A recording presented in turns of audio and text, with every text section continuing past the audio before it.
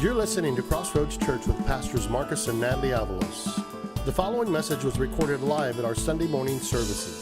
For more information, go to www.crossroadsc.com or visit us in one of our Sunday morning services at 8:30, 10, and 11:30.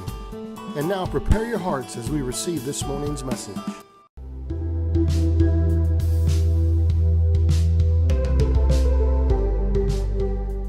Someone once said, most of life is just showing up. Life is full of repetition and the mundane. It's easy to lose a sense of purpose in the middle of the grind of life, driving kids to school, working 8 to 5, making dinner, paying bills, fixing broken stuff at the house. But what if a life of meaning is actually built in those mundane moments? King Solomon spends an entire book of the Bible sharing how we can build a life of meaning in the middle of what seems to be mundane, right in the middle of the daily grind of life. All right, good morning. How's everybody? Great. All right. You guys are always the lively crowd, I guess because you slept in, right? Everybody slept in, feeling good. The only problem when you sleep in these days, you wake up to 100 degrees outside, right? It's like, anyway. Hey, well, glad you're here this morning. I'm Pastor Joel. Pastor Joel, that's what they call me, right? I've never called myself Pastor Joel before. That sounded weird. I'm Joel. Anyway. I'm the teaching pastor here, and I'm super excited because we're wrapping up our series that we've been doing on the book of Ecclesiastes. And Ecclesiastes is one of those books that if you've ever read it, you kind of maybe don't necessarily know what to do with it. It's not one of those books where you ever had one of those days where you're just like, Lord, I need a word from you, and I'm just going to open this Bible, and wherever my finger lands on, that's the word from you, right? You better pray it doesn't land on Ecclesiastes. Because you may open up and find it say, meaningless. Life is just completely meaningless, right? So Ecclesiastes is one of those books written by King Solomon. He's the wisest man who ever lived. He was actually given his wisdom by God himself.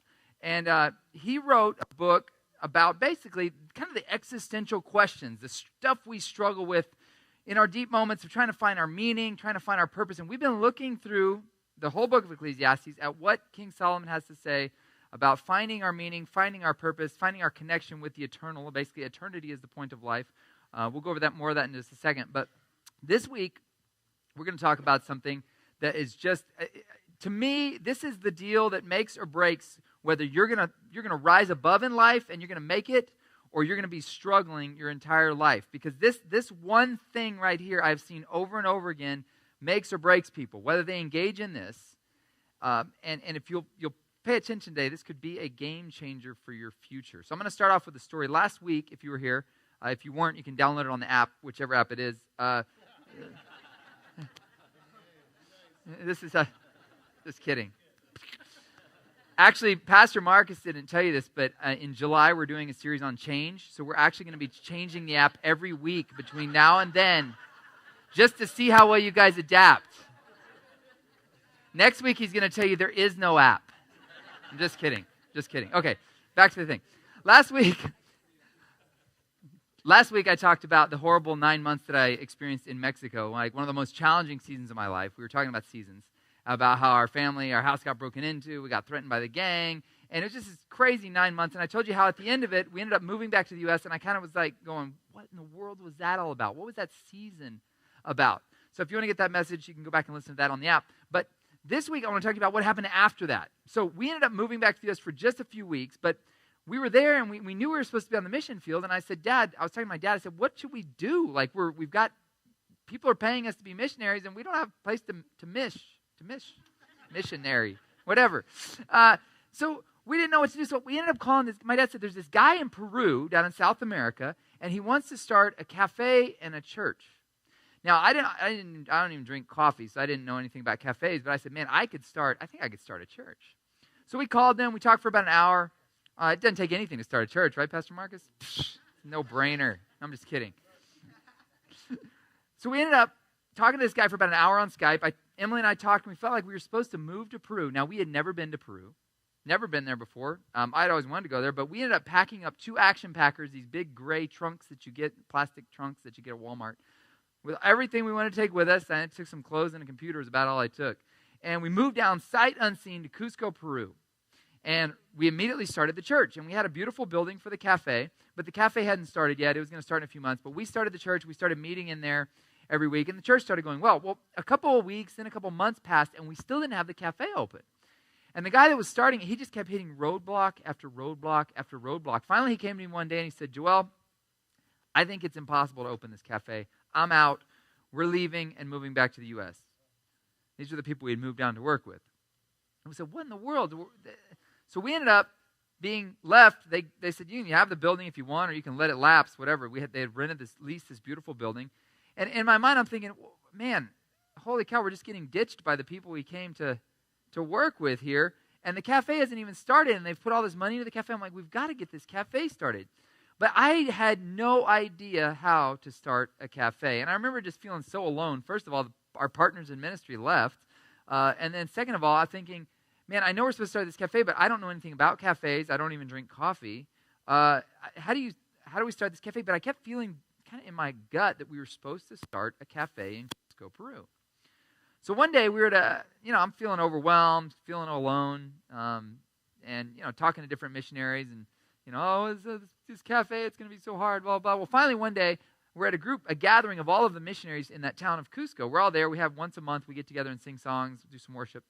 And I kind of said, hey guys, does anybody here know anything about how to start a cafe? Because I really have no clue what I'm doing.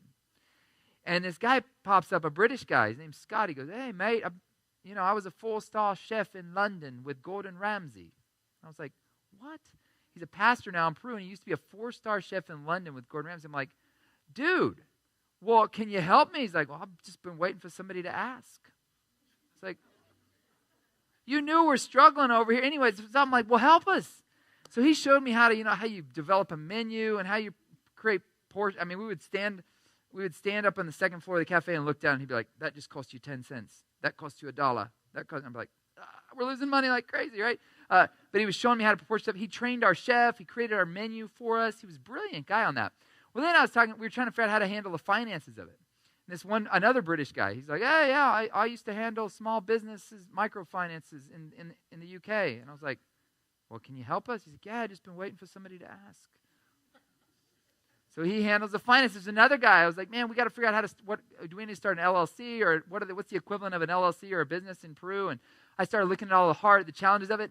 And finally, I'm like, does anybody know how to help that? And one of the missionaries goes, well, I've got a not-for-profit organization that's sitting dormant. You can take it and use it if you want to start your cafe. I'm like, in a matter of days, the Lord put everything in place for us to start a cafe, and I had no clue what I was doing.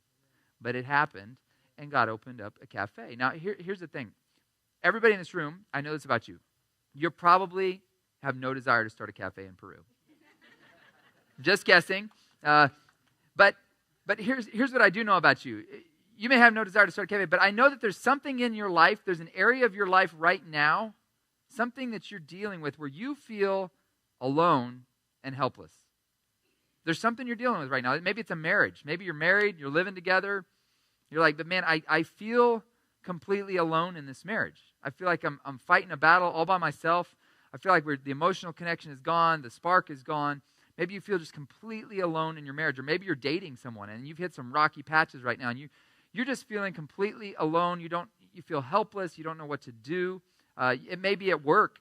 You feel like you put in 110, 120% into work, but everybody else around you, it's a job for them, and you're so passionate about this, but everybody else, they're just kind of they're lazy and they're slacking, and you say, man, I'm alone in this. I want something to happen here at work, but everybody around me, they're not on the same page with me, right?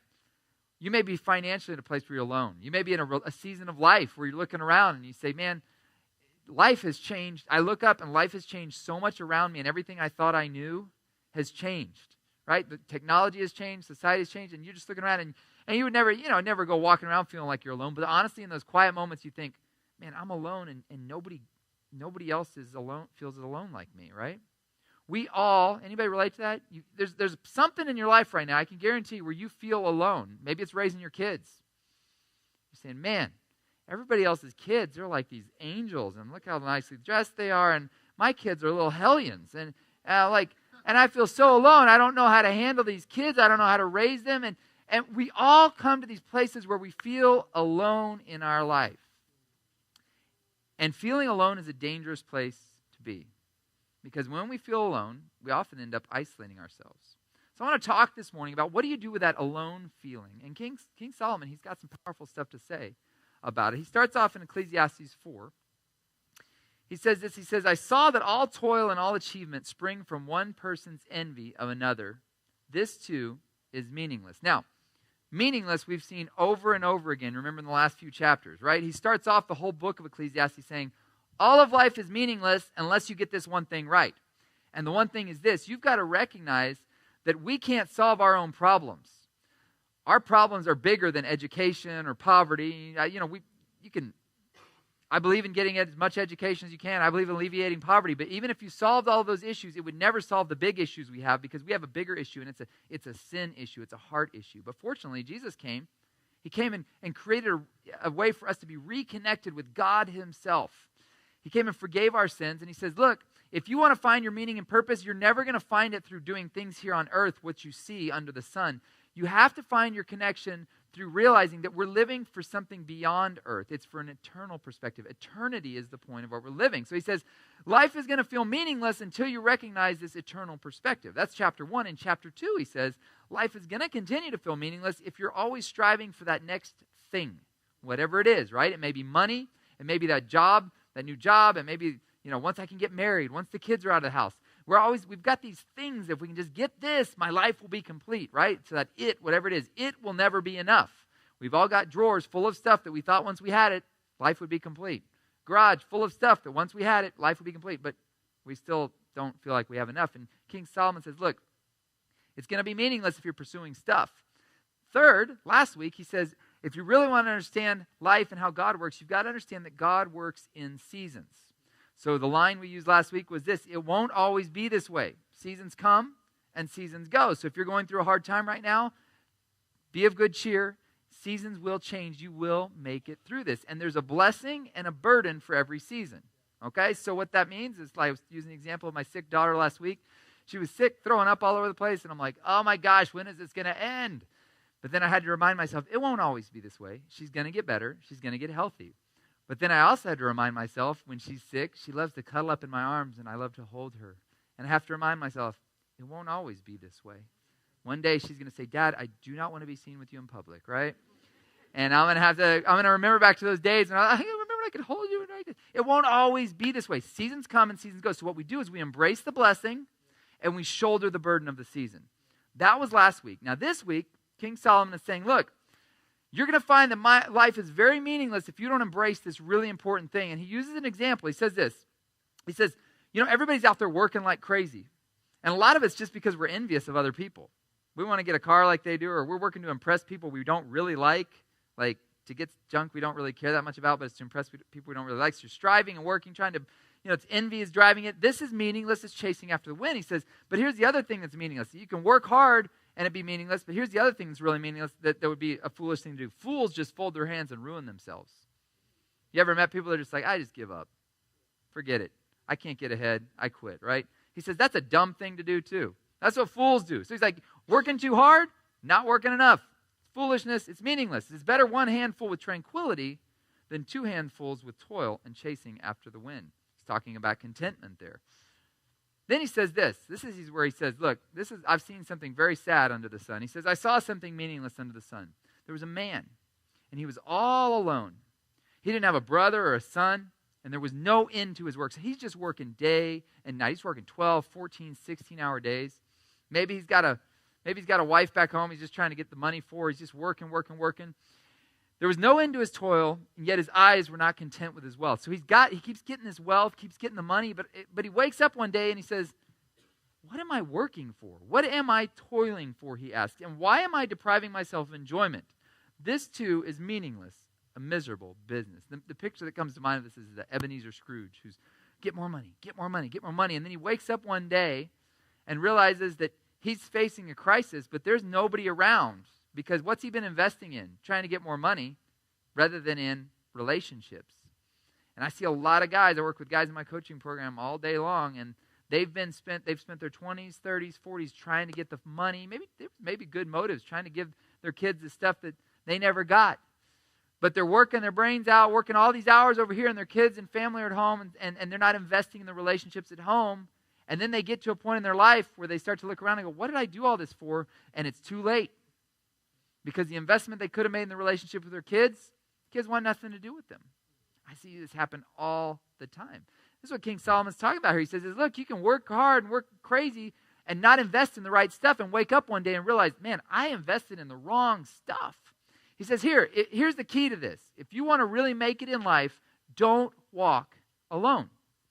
Because two are better than one, because they have a good return for their labor. If either of them falls down, one can help the other. But pity the man, anyone who falls and has no one to help them. If two lie down together, they'll keep warm. But how can one keep warm alone? Though one may be overpowered, two can defend themselves. A cord of 3 strands is not easily broken. He says, listen, if you're going to make it through this life, the key is investing in relationships and realizing you can't do this alone. Now, I realize we live in Texas. Pull yourself up by your bootstraps and be a man, right? That is Texas. That is not Jesus. Jesus never said that. Your dad may have said that, but he was not right, okay? Sometimes you do need to just suck it up, okay? But Jesus never calls us to walk the journey alone. And if you try to walk it alone, you will not make it. You will lose the battle because you've got to have people in your life that are walking the journey with you, and you're not called to make it alone, and you're not strong enough. That's the thing. If Jesus never said that because he knows you don't have the capacity to make it on your own. We need others along the journey to walk with us. One of the reasons we need others is because we have a very real enemy who wants to destroy us. 1 Peter says this. It says, be alert and of sober mind. It says, listen, guys, pay attention.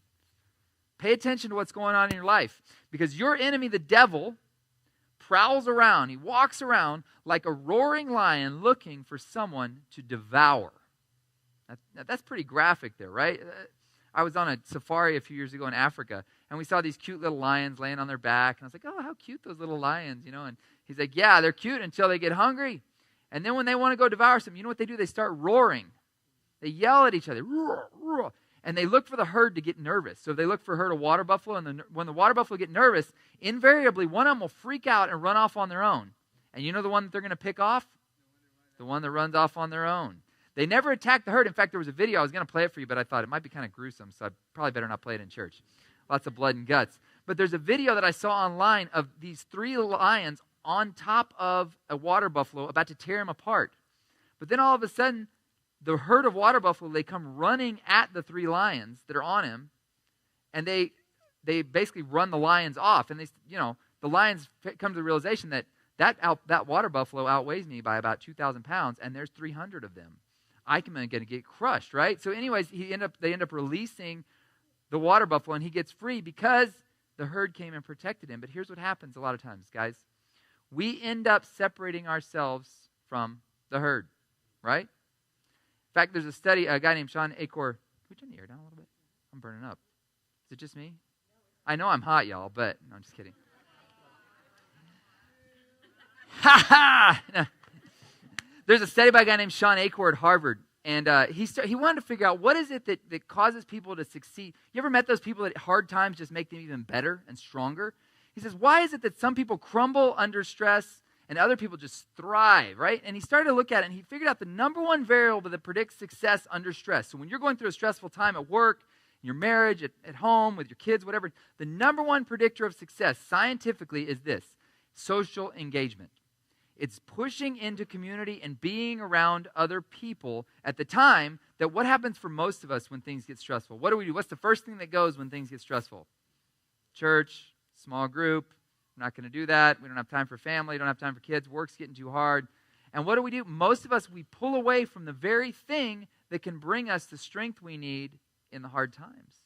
And the science shows that the number one variable that predicts your success in hard times is doing the opposite thing most of us want to do. Most of us want to pull away. But it says you push into community is what you've got to do. When I worked at another church in Corpus Christi many years ago, I would watch these couples, and they would disappear for like months at a time. And I would call and ask, hey, what's going on? And they'd say, oh, my kids had soccer, we had football tournaments or softball or whatever. And And I'd ask, I'd call, and they'd kind of say something like, we'll be back at church when we're back. And I'm like, okay, I get it. Stop calling, right? Well, finally, I got up the courage to ask one of these guys. I'm like, where have you actually been, bro? Like, I know you didn't have soccer games all these. He's like, well, our marriage was struggling, and I just didn't want people to know. We were embarrassed about it, so we figured we'd work it out on our own. And I said, dude, you're a smart guy, but that is the dumbest thing you can do.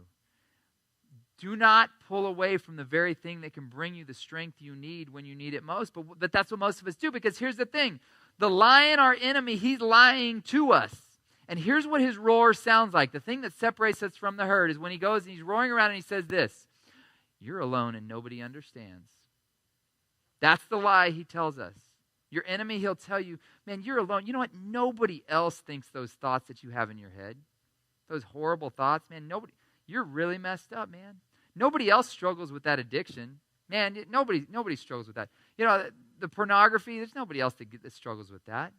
Or, man, nobody else is having marital struggles. Everybody else has got it together. And, man, you're just messed up. You're the problem. And, nobody else has kids that are as bad as yours. You're a really bad parent.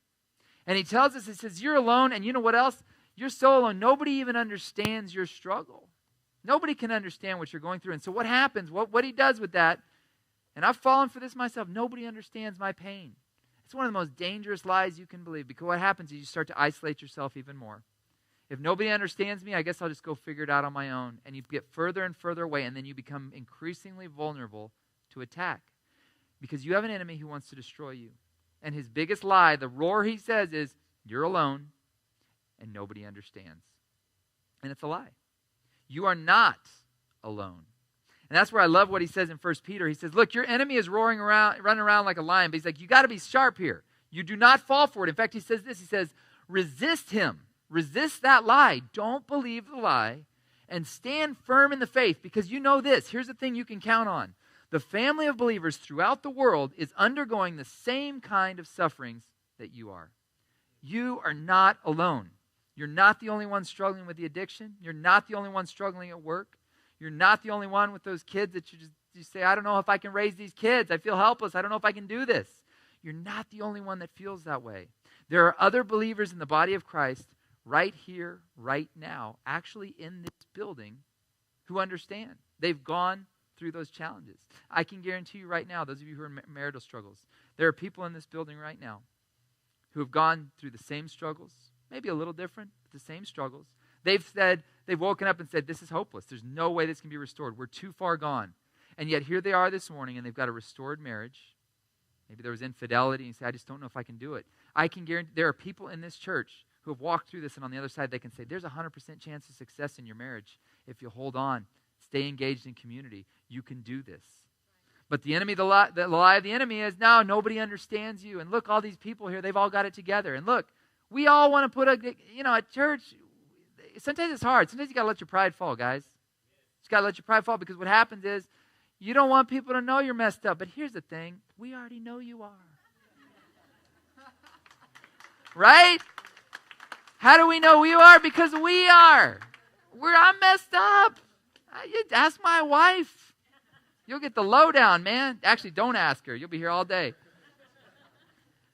We've all got issues, and we're not alone in this. And there's nothing more reassuring than to hear someone else say, oh, you too?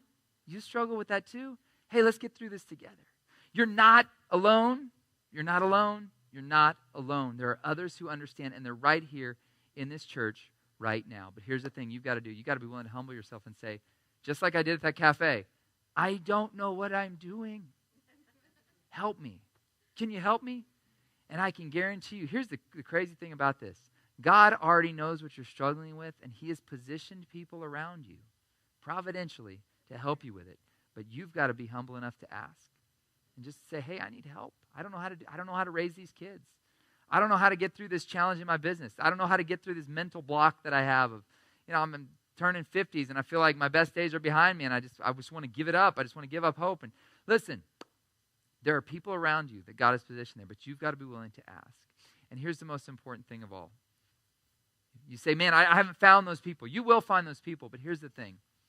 There's somebody who really, really does understand your pain more than anybody else that's probably ever walked the planet. It says, God, for whom through everything was made, chose to bring many children into glory. God is making something glorious out of your life. But it's not going to happen by you just doing it yourself. Anything that God has in your life, the great things he has ahead for you are going to come when you're connected with others. You find your meaning through walking with others. And it was only right that he should make Jesus, through his suffering, our perfect leader, fit to bring us our salvation. Since he himself has gone through suffering and testing, he's able to help us when we are being tested. Jesus Christ understands what you're going through. You know, it would have been one thing if God stayed up in heaven and said, hey, you guys, you can do this. Come on, really. I believe in you. Man, I know it's tough. Sucks to be you, but you can get this, right? He didn't do that. He sent Jesus down, and Jesus lived, and he went through everything we've gone through, man. He was made fun of. He was mocked. He was rejected. He was despised. Life was taken unjustly. And now he says, look, guys, I get the pain. I get the suffering that you're going through. I've been there. And here's the crazy part about it, though. God has chosen to use the body of Christ, the people around us, to be the hands and feet of his ministry to us. And it's scary, it's risky.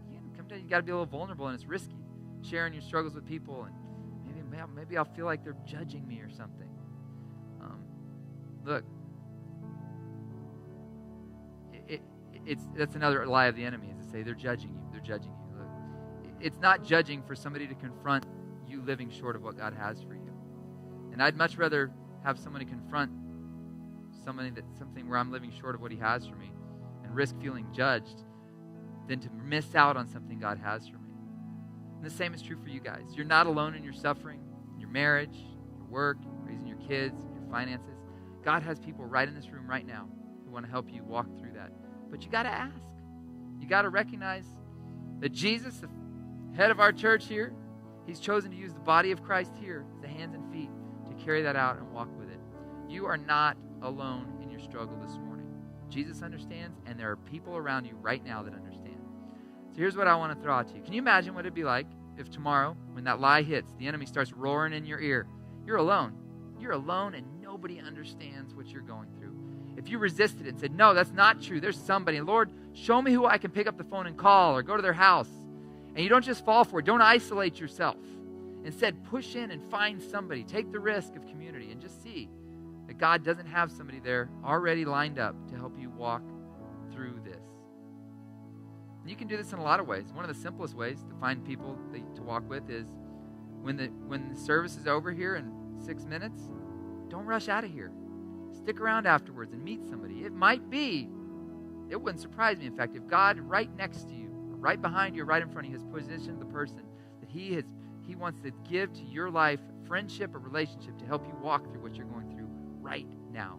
You're not alone. We're all in this together, and you can do this. You're not called to do it by yourself. He's brought people in position around you strategically to help you walk through this. You guys receive that? Let me pray for y'all. Father, we thank you that you sent Jesus. He understands our suffering. He understands what we've gone through. And I just thank you that we aren't called to walk this alone.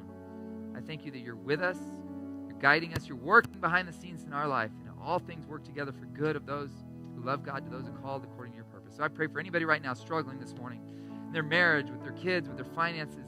They're saying, man, they've fallen for that lie. I'm alone and nobody understands. Lord, I pray that you would help them fight back that lie with the truth. You understand our pain, and you have put people in our life that understand. So I just pray that you just bring the relationships into our life that we need to walk through, and give us the humility, Lord, to call out and say, man, I need help. I don't know what I'm doing. We thank you, Lord, that the path of the righteous is like the light of dawn, shining brighter and brighter. You have great things ahead for us. You've called us to walk together with you and walk together with others, and you will take us to a place we never imagined possible. In your name,